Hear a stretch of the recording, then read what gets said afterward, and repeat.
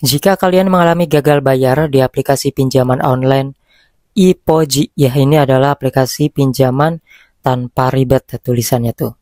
Jadi untuk aplikasi iPoji sendiri adalah aplikasi pinjaman online yang masih terdaftar di OJK ya. Kalian bisa cek sendiri di website OJK. Ini termasuk ke 96 pinjol yang masih tersisa resmi. Dan seperti apa pengalaman orang-orang yang sudah bercerita mengalami gagal bayar di aplikasi iPoji. Apakah ada DC-nya atau enggak ya? Di sini untuk ratingnya sendiri mendapatkan bintang 4,4 dan sudah lumayan banyak di sini, di-download sekitar 1 juta pengguna. Nah, teman-teman, di sini awalnya saya mengira bahwasanya aplikasi iPoji ini kalau masih di bawah 5 juta pengguna itu tidak ada DC-nya, tapi ternyata banyak banget teman-teman yang mengalami didatangi oleh DC lapangan dari iPoji.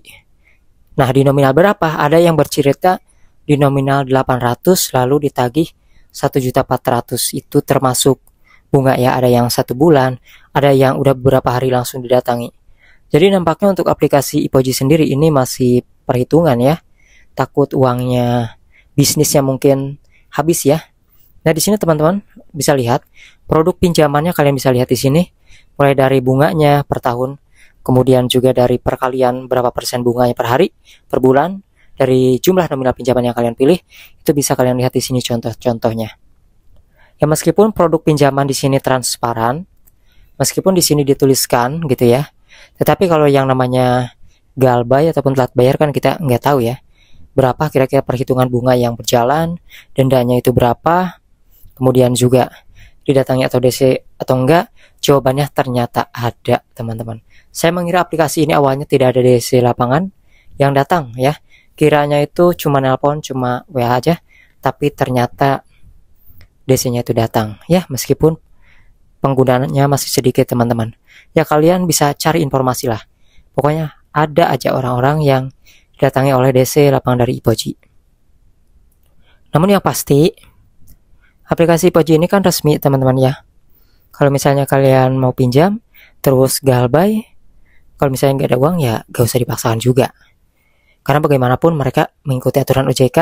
Dan kalau misalnya kita sampai nggak punya uang ya gak usah dipaksakan ya. Namun anehnya aplikasi ini di bawah 1 juta pun itu ditagih ya, kayak yang saya bilang tadi. Ada teman-teman yang mengatakan pinjam 800 kemudian sampai kena denda itu jadi 1.400.000 itu ditagih. Biasanya pinjol-pinjol kayak gini itu enggak ya, teman-teman, tapi ini entah rutin banget, ada yang nyampe 2 kali didatangi DC-nya. Nah, teman-teman, pengalaman kalian seperti apa? Tulis di kolom komentar. Seperti apa ketika mengalami gagal bayar atau telat bayar di aplikasi pinjaman online iPoji?